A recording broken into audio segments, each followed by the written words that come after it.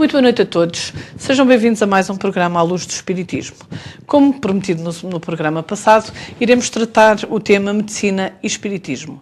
E como sempre, temos connosco o convidado de todas as quartas-feiras, Coronel Costeira. Muito boa noite.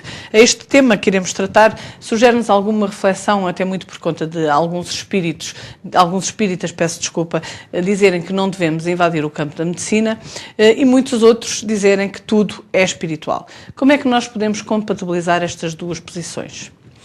Bom, logo há necessidade de eu dizer previamente duas coisas. Primeiro, é que um tema como medicina e espiritismo deveria ser abordado mais especificamente por um médico ou médicos que nessa área podiam estabelecer as ligações, podiam estabelecer de alguma forma a interpretação destas duas formas, digamos assim, de medicina.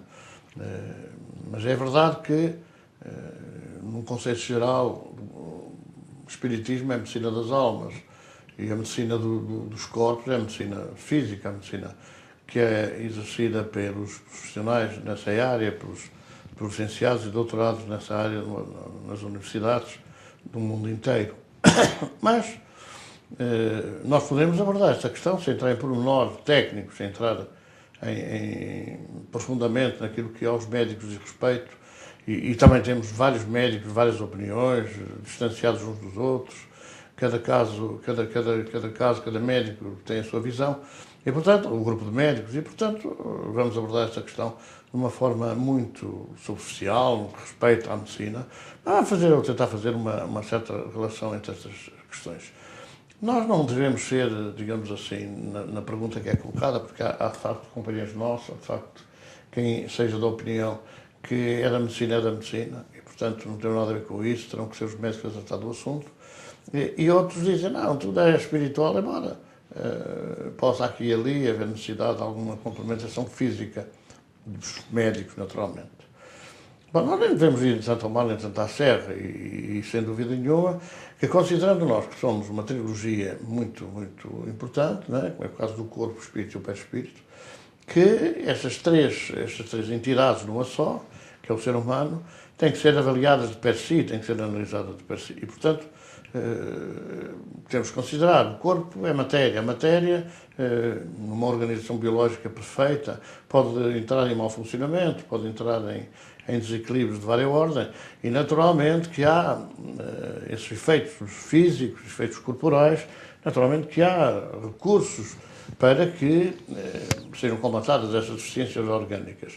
Mas, por outro lado, e a medicina sabe disso perfeitamente, e naturalmente os médicos sabem disso perfeitamente, há muitos exames que têm feito, usando a mais moderna tecnologia, como sejam os tacos, não é? Ou como sejam as ressonâncias magnéticas, e que não têm apresentado, aos olhos dos médicos, não têm apresentado razões objetivas para justificar determinado mal-estar, determinados sintomas, determinadas doenças, que depois são mais ou menos metidas todos no mesmo saco, na mesma gaveta das doenças chamadas psíquicas ou psiquiátricas ou psicológicas, ou como queiram designá-las. E, portanto, quer dizer, é esta pouca desta contradição que nos abre a perspectiva para analisar as coisas de pé de si, como dizia há pouco. Primeiro, há de facto essa parte física que é perfeitamente detectável, não tem dúvida nenhuma. E depois aquela que fica no domínio do desconhecido ou do aventar determinadas hipóteses pelos vários médicos disponíveis na nossa sociedade, que aí terão que ser analisadas à luz da razão e à luz de conhecimentos objetivos. E, portanto, é isso que é preciso ter a noção de um certo equilíbrio.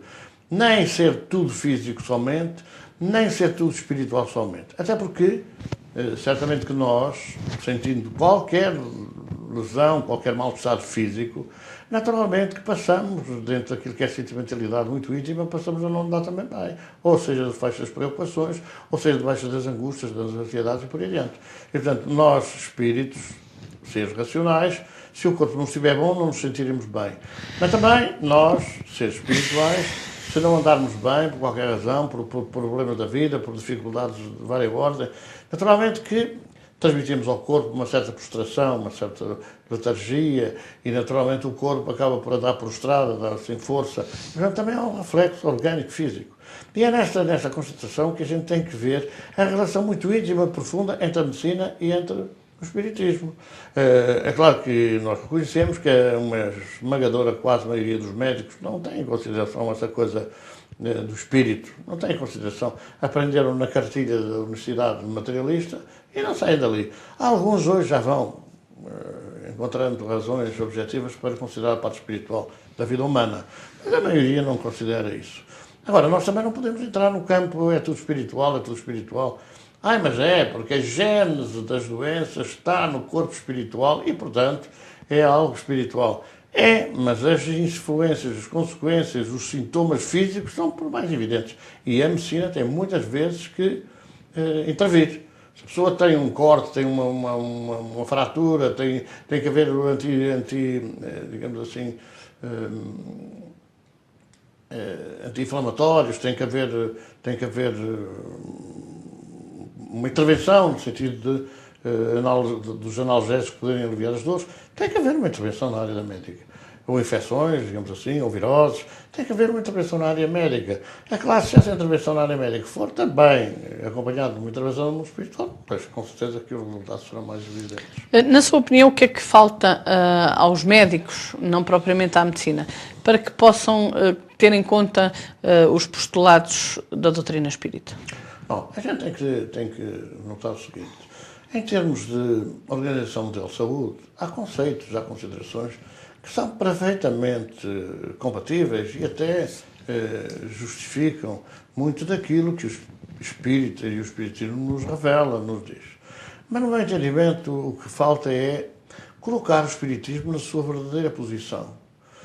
Muitos companheiros justificam que o espiritismo não é religião, porquanto, à época em que Kardec fez a codificação, a religião estava muito mal conceituada. Era uma forma genérica considerada que a religião estava ao lado dos ricos, dos poderosos, e aquilo que Jesus havia falado é que estava ao lado dos pobres, dos simples, dos humildes, dos doentes, e tudo se inverteu, ao fim e ao cabo, ao longo daqueles séculos, até chegar ao XIX, quando até, por razões de revolução industrial, os homens foram postos mais ou menos em terceiro plano, já nem foi em segundo, porque a máquina passou a substituir a mão de obra e naturalmente a miséria aumentou.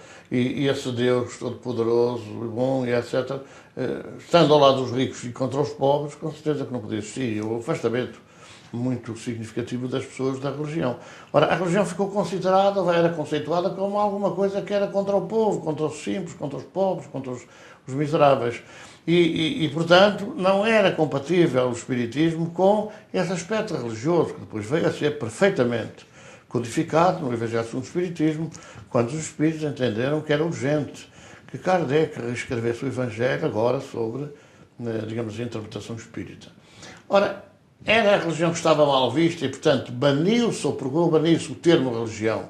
Então, e hoje, o que é que está mal visto? É religião? Não, hoje o que está mal visto é a palavra espiritismo. É a palavra espiritismo. As pessoas reagem imediatamente, recusam liminarmente abordar a questão, porque só falando de espiritismo já é um anátema, já é uma credenciação muito negativa. Ora, o que faz falta neste momento é credibilizar o espiritismo.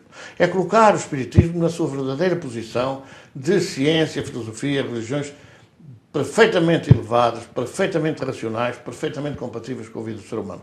E é isso que é urgente fazer.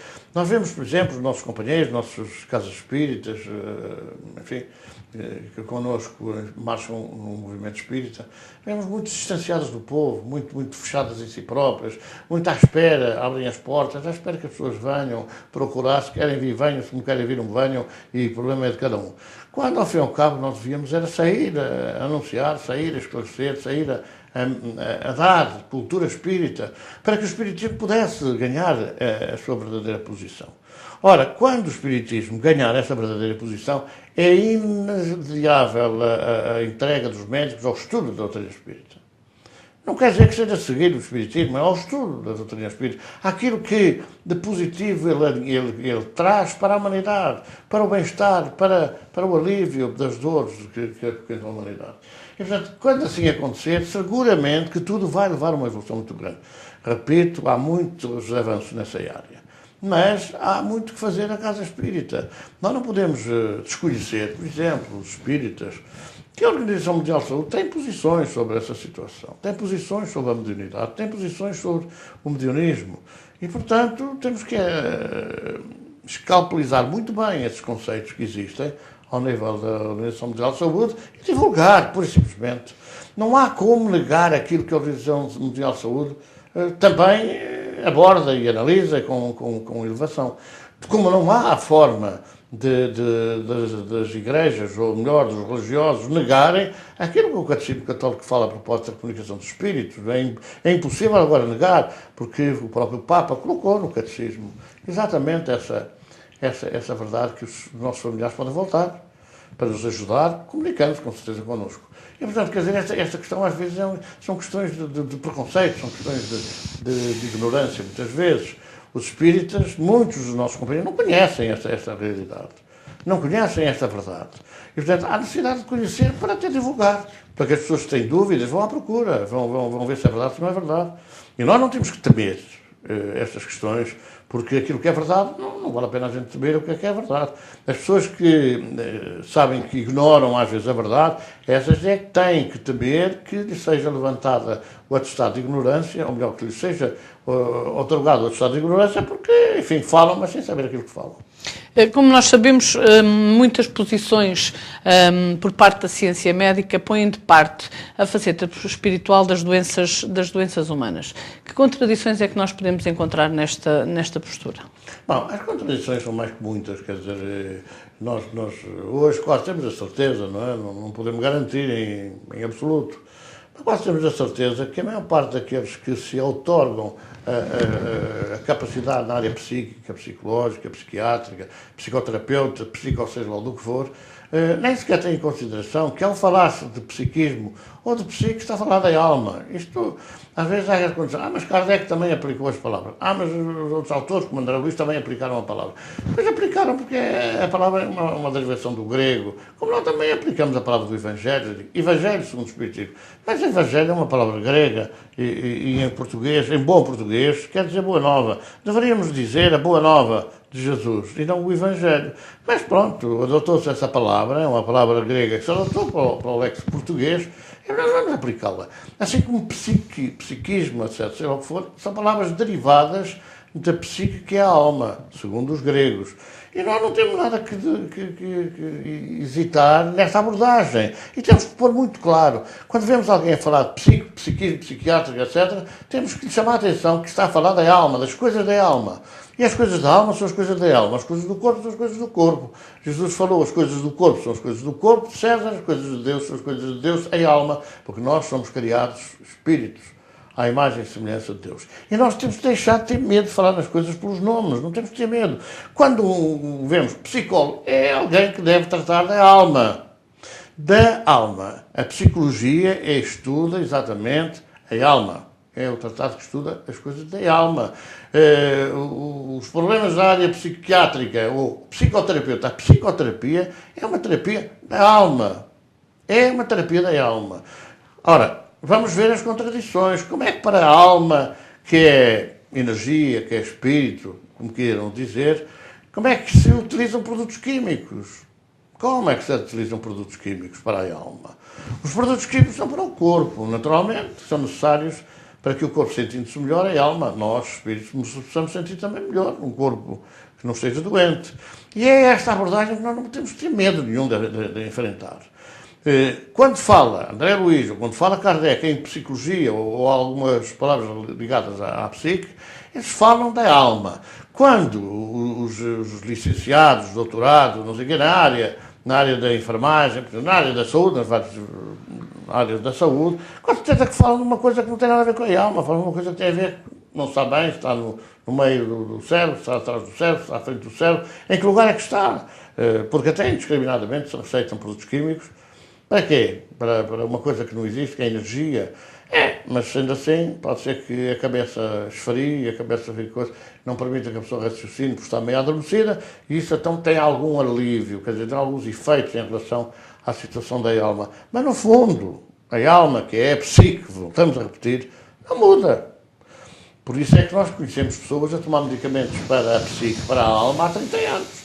Porque, em boa verdade, não conseguiram os médicos ainda assinalar ou atingir a alma, para que a alma possa melhorar, para que possa ser tratada. Portanto, é esta questão que nos levanta às vezes este anacronismo, estas contradições com que se debatem os cientistas, as pessoas ligadas a essa área.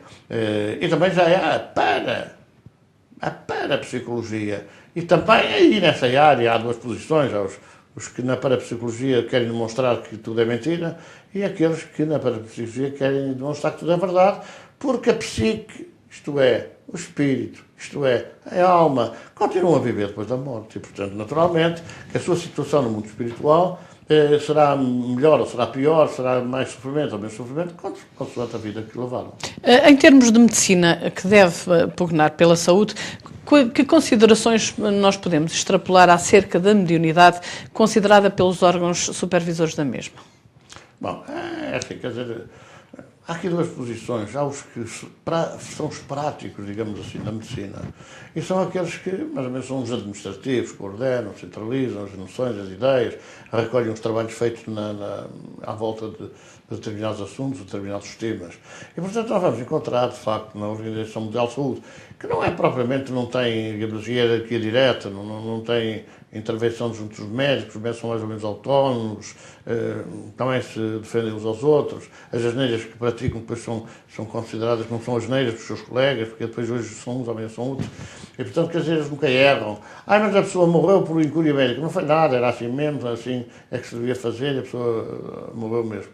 Bom, mas são assuntos de proteção corporativa, mas as instituições que superintendem nisso, não digo a Ordem dos Médicos, é outra organização corporativa, mas por exemplo, a Organização Mundial de Saúde, que trata dessa problemática toda da saúde, considera já, em termos reais e concretos, que a mediunidade é uma realidade, e que há a mediunidade em dois campos distintos. A mediunidade de doença e a mediunidade de terapia. Ou na área da terapia. A mediunidade da doença são todos aqueles casos, todas aquelas pessoas que são portadoras de uma sensibilidade muito concreta, muito extensiva, são desequilibradas, não se controlam, não sabem reagir, não sabem controlar as suas reações. E aí é a mediunidade da doença.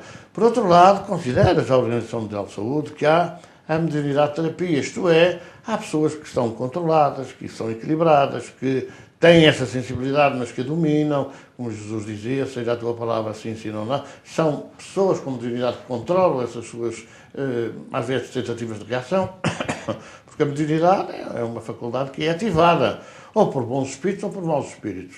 E, portanto, quer dizer, as pessoas, quando conseguem controlar esta faceta, naturalmente que podem ajudar os outros a controlar os seus desequilíbrios, as suas faculdades desequilibradas.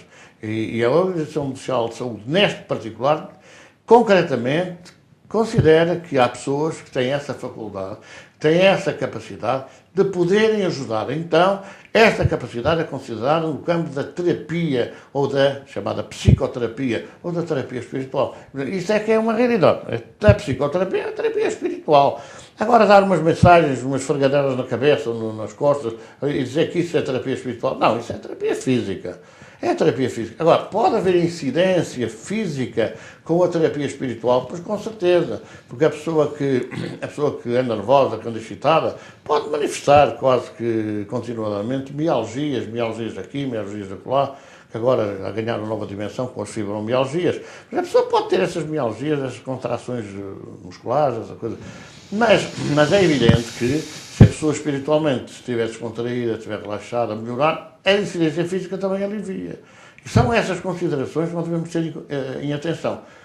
Volto a repetir, há considerações objetivas ao nível da Organização Mundial de Saúde sobre a mediunidade de tratamento, sobre a mediunidade que podemos chamar de cura, a mediunidade de auxílio, que poderíamos entrar no campo da psicoterapia, e há a mediunidade desequilibrada, que poderíamos entrar no campo da obsessão, da subjugação, etc.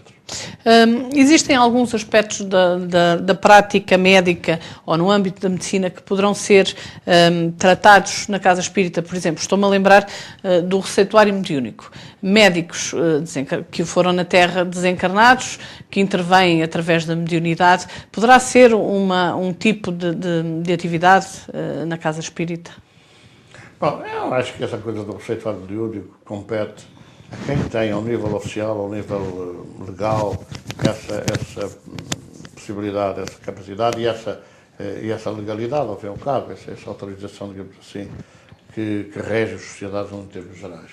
O receituário mediúnico, vamos extrapolar primeiro, o receituário médico. Nós habituamos nos últimos 30, 40 anos a ter um receituário mais ou menos uniforme entre aquilo que é a alopatia, ou a medicina tradicional, a medicina farmacológica, a medicina dos químicos, a homeopatia, que é uma medicina que foge um bocadinho a essa tradição, considerando que os semelhantes curam os semelhantes, e então essa medicina é uma medicina mais energizada, ou melhor, a medicação é mais energizada, embora considere ainda os elementos físicos, os elementos que a natureza disponibiliza para uma utilização correta e poderem atuar ao nível do organismo, excitando, promovendo o funcionamento normal e equilibrado dos órgãos e, naturalmente, o reequilíbrio digamos assim, dessa função, quer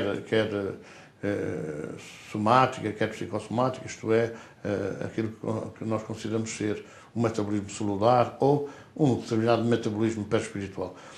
E depois a medicina naturopata, ou que usa os chamados produtos naturais, os chás, essa coisa toda, que é na volta disso. E nós sabemos que hoje, numa forma geral, médicos homeopatas, médicos alopatas, médicos naturopatas, mais ou menos se conduzem todos pela mesma técnica, isto é, não há intuição, não há inspiração da esmagadora maioria deles. E como não há essa intuição e essa inspiração, o que ocorre é que há todo um projeto académico, não é? Há aí livros que dizem as doenças, quais são as doenças, quais são os sintomas, há programas informáticos que a pessoa só diz que tem os sintomas, se não precisa de sintoma, entra e parece logo a doença é tal e os medicamentos são estes. Quer dizer, já o médico nem precisa de tirar curso nenhum de medicina, basta saber apontar os sintomas, basta saber colocar ali algumas questões, digita lá no programa informático e aquilo sai logo a seguir, com uma grande probabilidade de acertar, se não tivesse escolhido dessa forma. Uma análise direta e factual. Ora, o que interessa aqui considerar é o seguinte, é que como não se sabe, como não há essa intuição, nós assistimos de uma forma genérica ao ataque à zona, quer dizer, se a pessoa se queixa de dores abdominais, há um ataque à zona, pode ser do fígado, pode ser dos intestinos, pode ser do cólon, pode ser do estômago, pode ser. Dentro do que pode ser, estas várias hipóteses, naturalmente que há medicações próprias para isso, há antibióticos próprios para isto, próprios para aquilo. E nós assistimos, por exemplo, a que, de uma forma generalizada, os médicos receitam pelo menos dois, quase sempre, antibióticos de largo espectro, isto é, para várias zonas, para várias problemáticas que não são bem definidas. Depois há um contravapor, ou melhor, um contrapeso no receituário, que são medicamentos tendentes a neutralizar de alguma maneira os efeitos secundários. Depois também é um tónico ou outro. E nós vamos, de uma forma geral, ver, por exemplo, os médicos alopatas receitarem 4, 5 medicamentos, mas de uma forma generalizada. É o ataque à zona, com certeza que os espíritas sabemos que os chakras, os chamados centros de energia, perspectivam determinados efeitos, que são, por exemplo, as entradas de energia negativa que provocam mal-estar ao nível orgânico. E agora, ao nível perispiritual, pode transferir-se para o orgânico. Então, os médicos alopatas fazem isso, os homeopatas fazem o mesmo.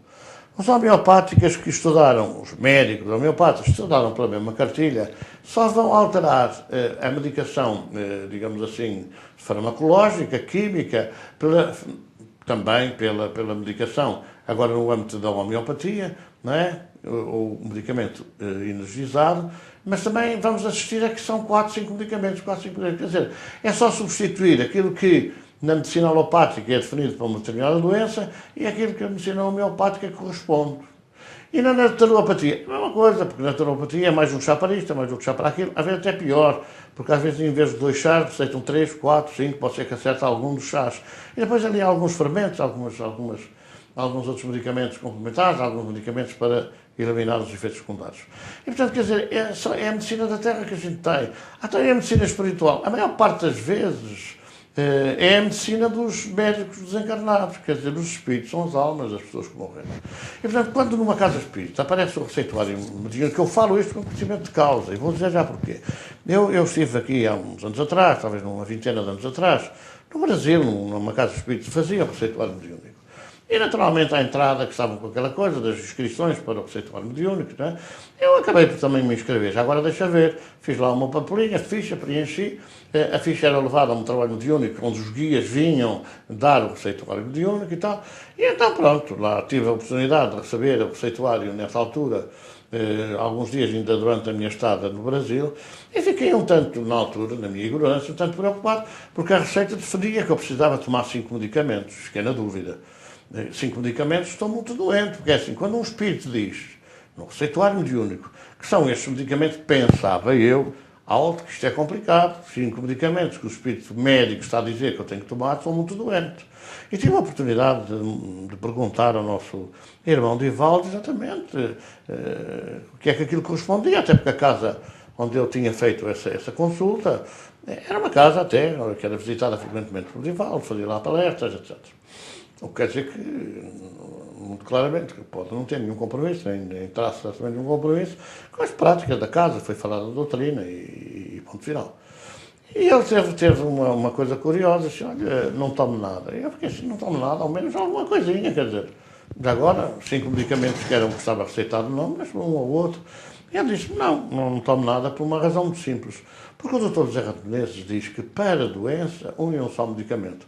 Ora, o que está aí espelhado é que a entidade que fez essa consulta, em boa verdade, não sabe bem qual é a doença e, portanto, receitou 5 medicamentos. Ora, quem é que fez o receituário mediúnico? Foi um médico, naturalmente, desencarnado, acredito, aceito, não ponho isso em questão. Mas também que tinha a prática médica da Terra, quando tudo isto deveria ser ao contrário, quer dizer, o médico desencarnado deveria passar a ter a prática médica, a prática clínica do mundo espiritual. Para cada medicamento, para cada doença, um e um só medicamento. Para cada problema, não, mas eu tenho de fígado, tenho de rins, tenho daquilo, daquilo. Podem ser vários, com certeza que podem. Mas, de uma forma indefinida, que a gente depois vai consultar o que é que estes medicamentos respeitam, a que é que se destinam, e vê que não joga aquilo que diz o povo, a bota com a perdigota, quer dizer, não joga muito bem aquela interligação das medicação receitada em termos de receituário mediúnico, receitado na Casa dos Espíritos. Então eu diria que é preciso muita cautela com essa coisa do receituário mediúnico. Aliás, também, isto hoje é chique. Cá em Portugal ainda não, felizmente, ainda não chegamos a esse ponto, mas é chique, de facto, e o nosso Brasil espírita mostra-nos muito isso, que a casa espírita tem que ter, qualquer casa espírita tem que ter, quem publique livros tem que ter, quem faça receituário mediúnico tem que ter. Não tem nada que ter, quer dizer, nem todos os médiuns têm capacidade para fazer, para servir de instrumento, ou Dr. José Rato Menezes, ou espíritos de escola, que vêm naturalmente dizer para cada doença um e um só medicamento. O espírito sabe que nós temos esta doença, se vai receitar, receita a medicação para esta doença, com muito mais certeza. Porque enquanto um encarnado limitado por aquilo que é matéria, poderá ter algumas dúvidas sobre isto, e então deixa-lhe dar mais isto, pode ser que não seja aquilo, mas isto também ajude, o desencarnado tem que ter a noção de que não pode estar agora a comatar coisas à sorte. Pode ser que sim, ou pode ser que não. E o que se verifica um pouco é isso. É esse receituário mediúnico, que é só aquela coisa, nós também precisamos de ter, porque o vizinho ao lado tem, porque o outro vizinho da frente também tem, então nós também temos que ter o receituário mediúnico. Portanto, acho bem que nós não entremos por esse campo. O que não quer dizer que aqui e ali não seja possível aconselhar alguém a tomar esta coisa ou aquela que possa fazer bem. Vou dar um exemplo. Aqui há uns anos atrás, assistimos a um espírito amigo, comunicado através de um médico, e aconselhar uma pessoa que sofria de problemas graves no campo digestivo, não é? A aconselhar a tomar chá de malvas. Bom, a curiosidade foi que, e eu ouvi em silêncio, não comentei, nem disse nada, que o espírito dizia que deveria tomar, mas apenas em jejum, pela manhã. Ora, nós sabemos que há pessoas que passam o dia inteiro a tomar chá de malvas, a qualquer hora, de qualquer maneira. Mas a entidade disse, não, é só de manhã e em jejum.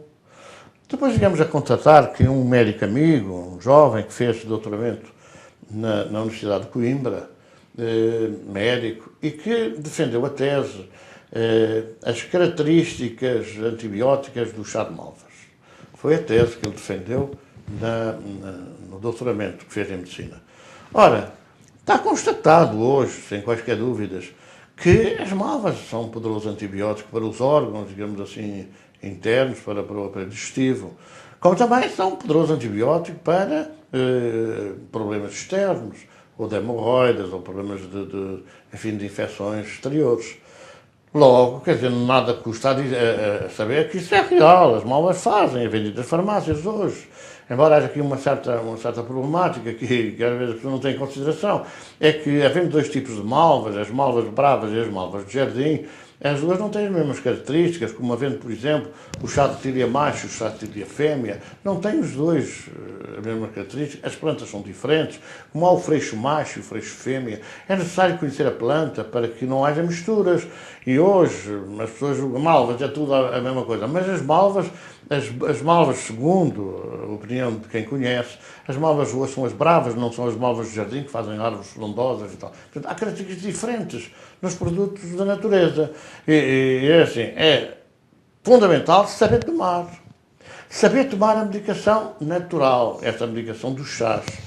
Agora, não podemos dizer assim, olha, tomo durante todo o dia, pode ser que alguma das chávenas do chá que tomo faça algum efeito. Porque depois o organismo habitua-se também àquele tipo de tratamento e rejeita, ou melhor, já não reage. Os vírus até gostam, como os glutões, até comem aquilo, até engordam. Exatamente porque nós tomamos sem qualquer destino, sem qualquer normativo. E é isso que nós, na esmagadora maioria dos casos, os espíritos, não estamos em condições de fazer ou de compreender.